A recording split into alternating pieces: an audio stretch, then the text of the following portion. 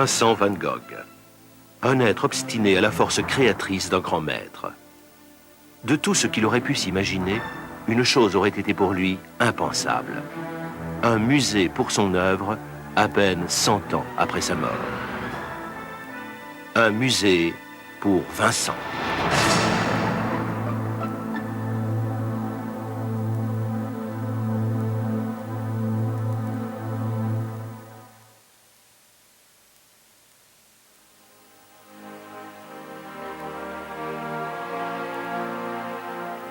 Amsterdam. C'est ici que se trouve le musée Van Gogh, qui abrite une collection unique des œuvres de Vincent van Gogh. La collection provient des héritiers du peintre. Elle donne une impression très personnelle de celui que l'on peut considérer comme l'un des principaux fondateurs de l'art moderne.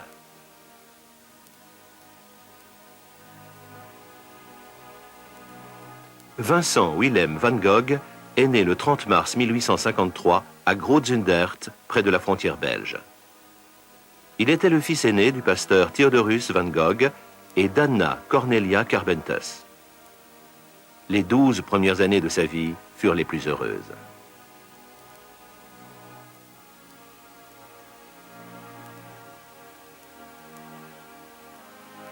À 16 ans, Vincent partit pour La Haye, où il alla travailler comme jeune commis à la galerie Goupil. Rien n'indiquait encore qu'il deviendrait lui-même artiste. À La Haye, il reçut la visite de son frère Théo, son cadet de 3 ans. Depuis lors, les frères échangèrent une correspondance régulière. Théo conserva toutes les lettres qu'il reçut de Vincent. Cette riche correspondance existe toujours et constitue la principale source de connaissances sur Van Gogh et son œuvre. Il voyage en Angleterre, en France et en Belgique, et revient fin 1881 à La Haye, cette fois pour y commencer sa carrière d'artiste. Il y avait à La Haye de grands peintres, tels que Anton Mauve, un parent de Van Gogh qui fut aussi son maître. L'œuvre de Van Gogh à l'époque est surtout faite de dessins.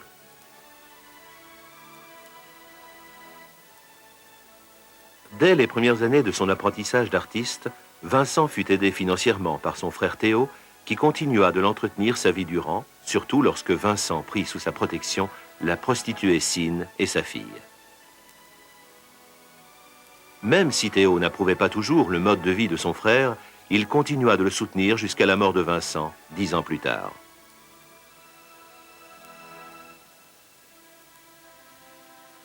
Après sa rupture avec Sine, Vincent partit pour la Drenthe en septembre 1883.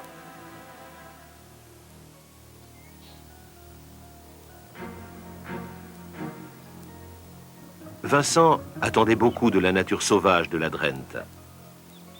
Mais durant les 4 mois qu'il y séjourna, il ne connut que solitude, pluie, manque d'argent et de modèles. Toutefois, à en juger par le nombre de peintures, aquarelles et dessins, le paysage de la Drenthe lui apporta beaucoup de compensation. La rude vie paysanne constitue le thème central de ses tableaux. Vincent retourna dans le Brabant pour y trouver le repos dans la maison de ses parents, le presbytère de la commune réformée de Nuenen, où son père était pasteur.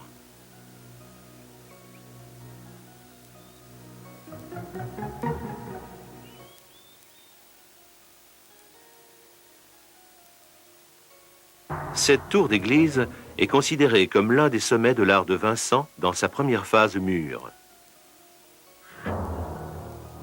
La tour se trouvait non loin de Nuenen et était entourée d'un cimetière.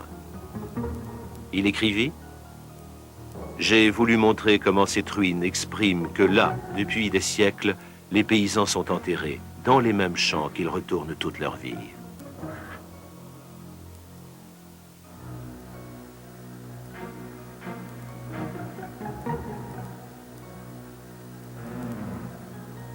Vincent peignit également à Nuenen la Bible familiale des Van Gogh, dans des tons sombres caractéristiques de ses premières œuvres.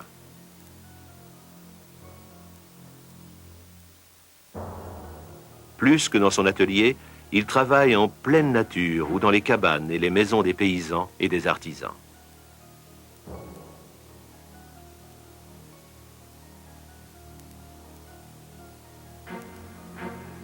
Vincent fit plusieurs versions de son premier chef-d'œuvre, Les Mangeurs de pommes de terre. La version définitive se trouve au musée Van Gogh. C'est ici que Vincent rendit avec le plus d'acuité sa fascination pour les pauvres gens abrutis de travail.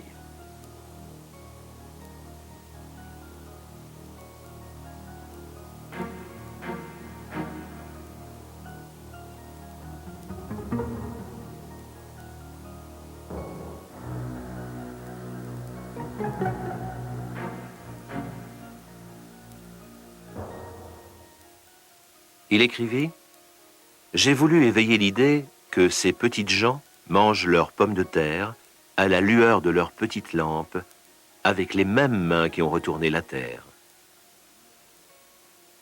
Cela témoigne donc d'un travail manuel et de ce qu'ils ont honnêtement gagné leur repas. J'ai voulu représenter une toute autre manière de vivre que celle que nous connaissons, nous, les gens civilisés. »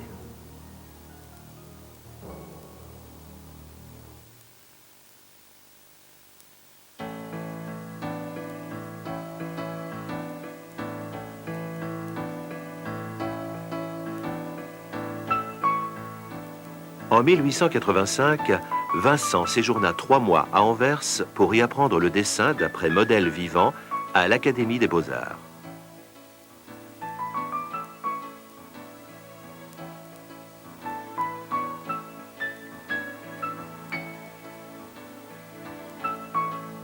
Cette période ne fut pas très productive.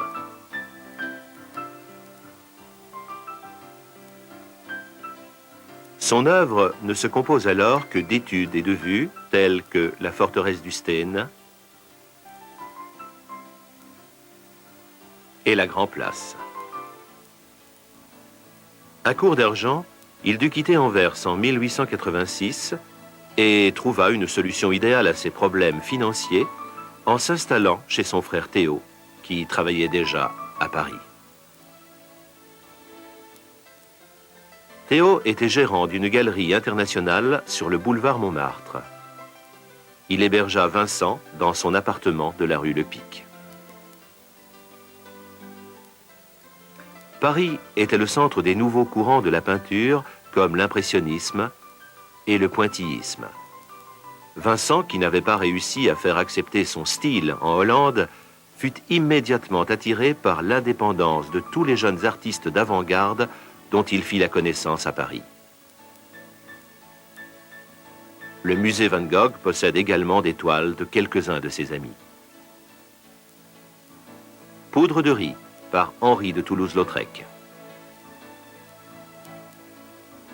Émile Bernard, avec qui Vincent peignait régulièrement. Et Paul Gauguin.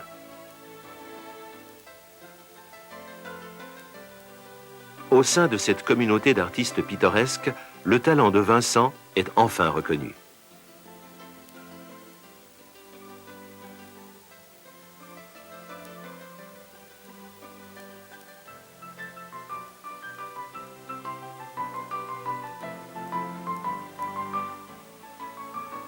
La vie des artistes parisiens est étroitement liée à la vie nocturne, un aspect de sa période parisienne qui l'a beaucoup intrigué. Il organisa une exposition de ses œuvres et de sa collection d'estampes japonaises au café de son ami, la Segatori.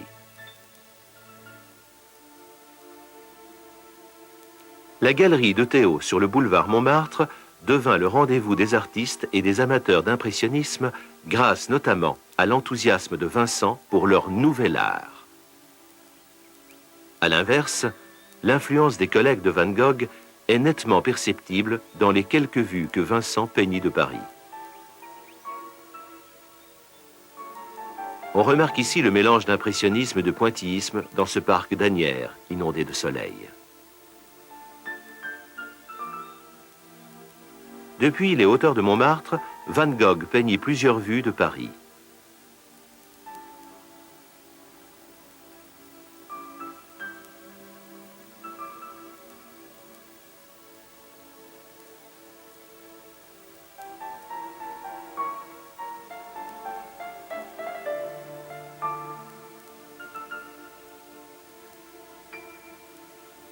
Montmartre n'était encore qu'un faubourg de Paris avec peu de maisons et beaucoup de moulins, comme le moulin de la Galette, immortalisé par Vincent.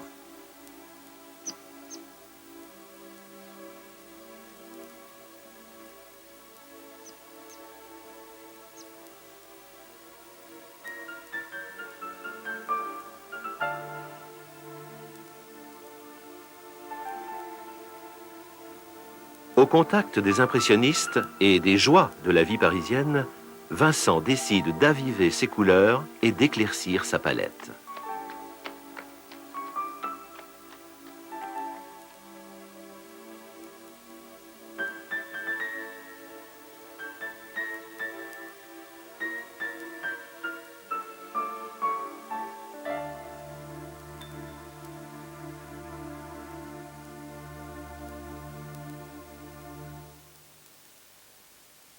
Mais au début de son séjour à Paris, Vincent peignait encore des toiles sombres comme ses vieux souliers et ses bottes. Pour Vincent, ces tableaux avaient une signification plus profonde. Ils symbolisaient la dure vie des travailleurs avec lesquels il sympathisait. Pour obtenir l'effet recherché, il errait d'abord des jours entiers dans des terrains vagues et y dénichait enfin les modèles parfaits qu'il ne trouvait pas à Paris.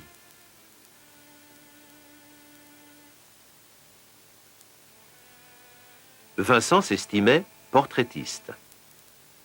Mais comme il n'avait pas de commande, ni d'argent pour payer des modèles, il devait se contenter des objets qui l'entouraient et de sa propre image dans le miroir.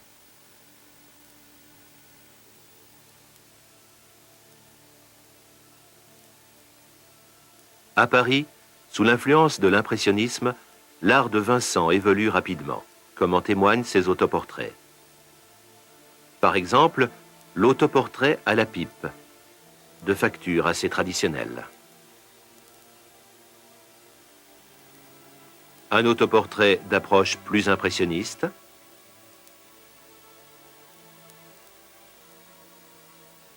Et un autoportrait dans le style personnel de Van Gogh.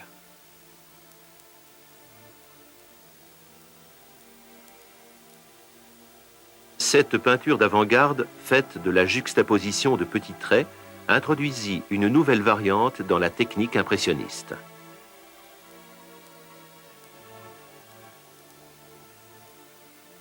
Vincent obtint un effet spécial en plaçant autour de son visage un cercle de petits traits.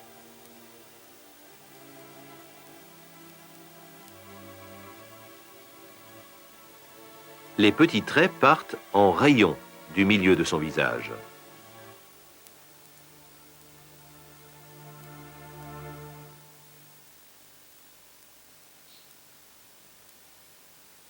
Vincent resta 2 ans à Paris. Cette période fut décisive pour l'évolution de son art, mais la ville l'oppressait. C'est pourquoi il décida de partir pour la Provence en 1888. Cette décision était liée à sa fascination pour l'art japonais. Il rêvait d'un paysage où il se serait cru dans une utopie orientale. Vincent peignait à l'exemple des estampes japonaises qu'il collectionnait. Les arbres en fleurs étaient un des éléments de cet art japonais qu'il espérait trouver dans le midi de la France.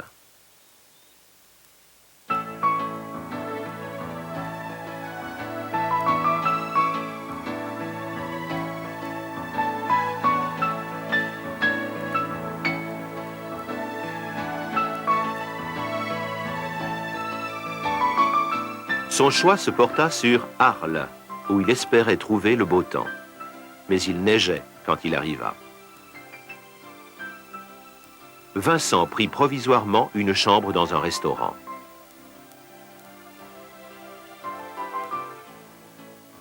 Mais bientôt le printemps succéda à l'hiver, et Vincent put peindre sans retenue la magnificence des vergers en fleurs.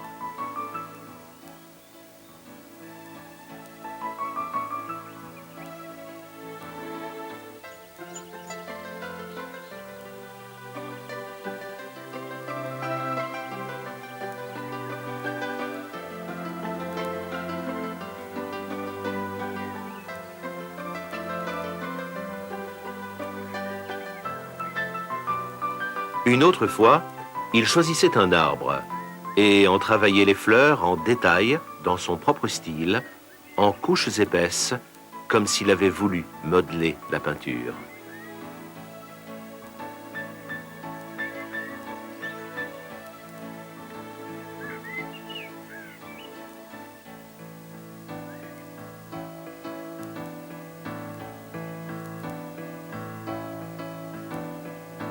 À Arles, c'était surtout les gens simples qui l'intéressaient. Mais plus important encore était le paysage dans les environs immédiats de la ville.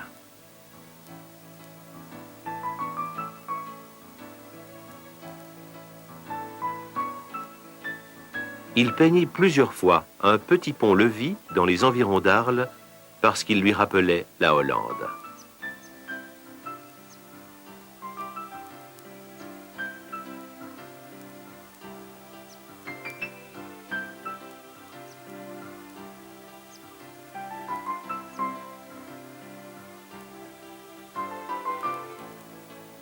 Vincent allait souvent à Tarascon ou à Montmajour, à plus d'une heure de marche, dans une chaleur torride, avec tout son matériel sur le dos.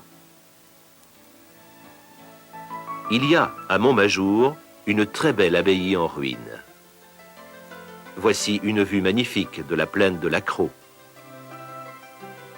L'étendue de la plaine de l'Accro lui rappelait les tableaux des paysagistes néerlandais du XVIIe siècle.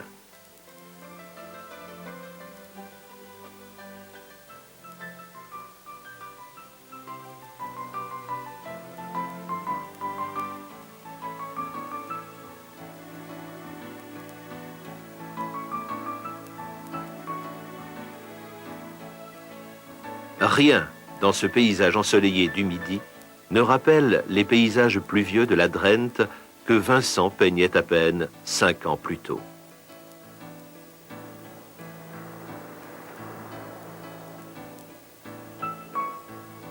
Vincent capta en Provence la clarté torride du Midi.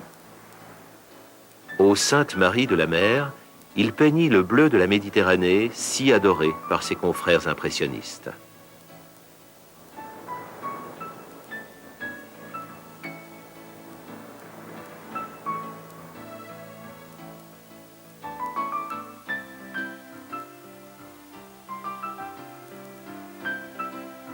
Il quitta en mai le logement du restaurant d'Arles et il loua la Maison Jaune au coin de la place Lamartine.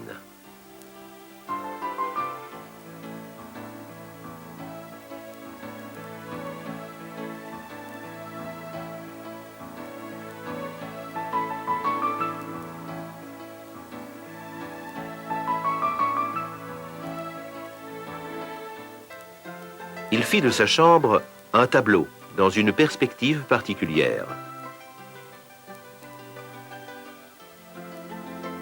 La chambre est très sobrement meublée. Mais la Maison Jaune n'était pas uniquement destinée à Van Gogh. Son rêve était de fonder à Arles une collectivité d'artistes. Il invita tous ses amis parisiens, mais en définitive, il n'en vint qu'un seul, Paul Gauguin, en octobre 1888.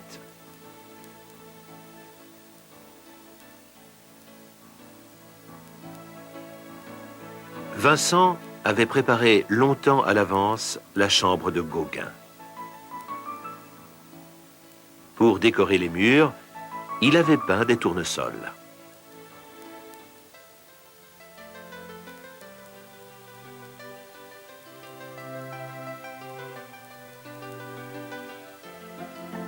Vincent était tellement pris par ces tournesols que Gauguin l'immortalisa dans son tableau « Vincent Van Gogh peignant des tournesols ». Mais Van Gogh et Gauguin ne restèrent pas longtemps ensemble. Leur discussion sur la finalité de l'art se termine par des altercations de plus en plus violentes. Et en décembre, Gauguin part après que Vincent se soit tranché l'oreille. Vincent, torturé, est accueilli pour quelque temps à l'hôpital d'Arles.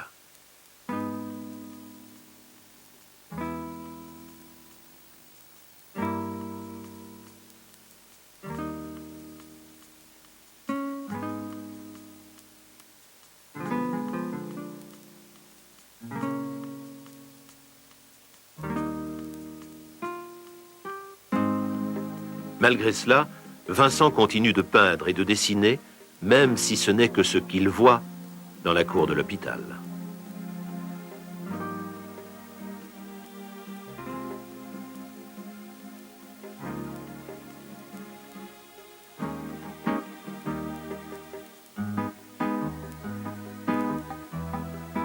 Après sa sortie de l'hôpital, Vincent retourna quelque temps dans la Maison Jaune.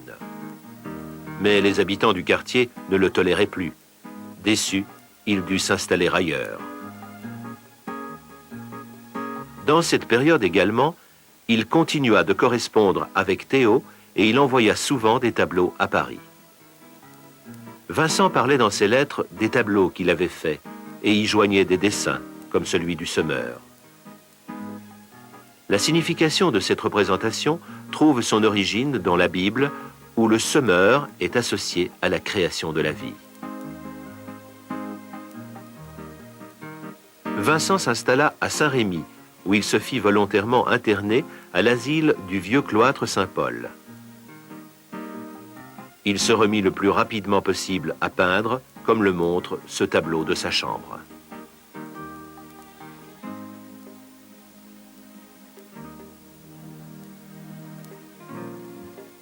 Sa nouvelle résidence était un immense bâtiment avec une cour et un jardin magnifique. Même si sa liberté de mouvement était limitée, Vincent a su trouver une quantité infinie de motifs à peindre.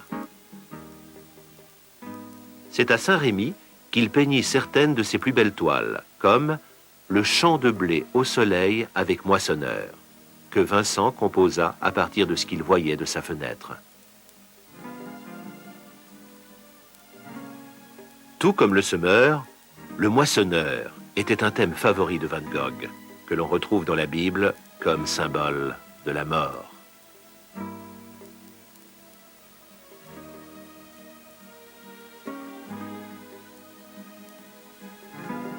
Vincent peignit aussi à Saint-Rémy un vase avec des iris. Il utilisa un pinceau très épais, de sorte qu'il fallut 1 mois avant que la toile ne soit sèche. Il écrivit: « Je ne serais pas étonné que les impressionnistes émettent sous peu des critiques sur ma manière de faire, parce qu'au lieu de rendre exactement ce que j'ai sous les yeux, je me sers plus arbitrairement de la couleur pour donner de la puissance à l'expression. »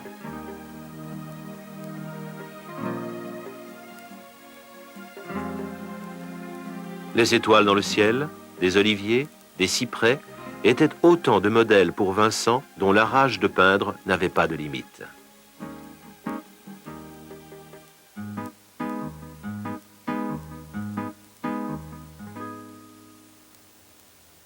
Au printemps de 1890, Vincent était à nouveau rétabli et quitta l'asile. Il ne s'y sentait d'ailleurs plus chez lui et aspirait à plus de liberté. Vincent s'installa à Auvers, une petite ville rustique sur les bords de l'Oise, au nord-ouest de Paris. Il ne retourna pas dans la capitale, car il savait que dans la famille de Théo, il n'y avait pas de place pour un artiste morose. Depuis quelques années, Vincent était en proie à des crises de dépression. Entre les moments où il peignait sans relâche, tableau après tableau, il connut des périodes où il était incapable de produire quoi que ce soit. Les paysages d'Auvers, où s'étaient réfugiés de nombreux autres artistes, plaisaient à Vincent.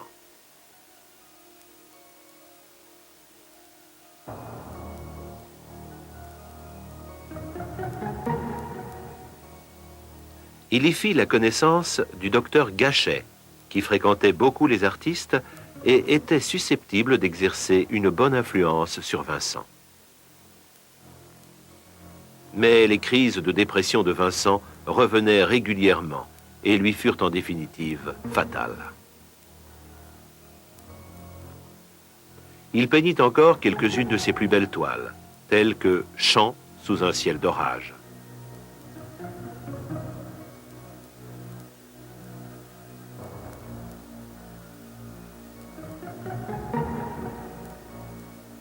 Le champ de blé au corbeau dégage également une atmosphère menaçante. Les nuages noirs semblent être les signes précurseurs de son suicide imminent, conséquence de sa mélancolie et de sa solitude.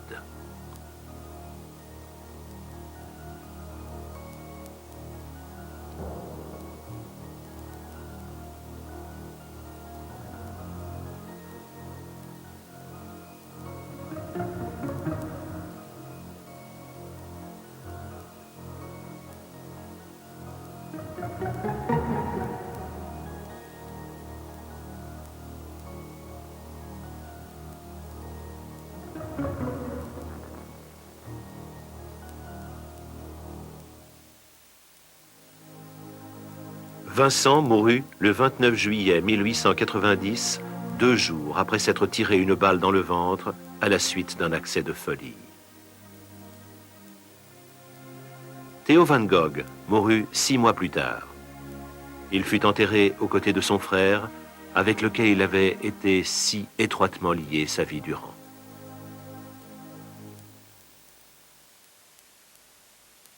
La carrière d'artiste de Vincent van Gogh ne dura que 10 années, mais des 2000 toiles qu'il produisit, il n'en vendit qu'une seule. L'épouse de Theo, Jo van Gogh Bonger, et l'ingénieur Vincent Willem van Gogh Jr.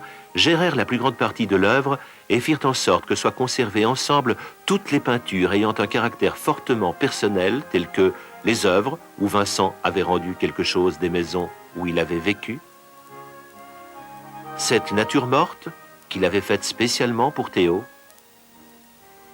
et cette branche en fleurs qu'il avait peinte à l'occasion de la naissance de son neveu.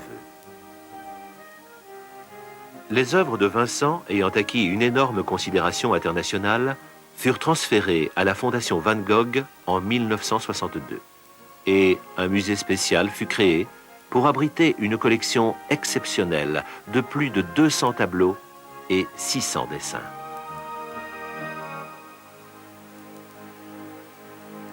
Un musée pour Vincent.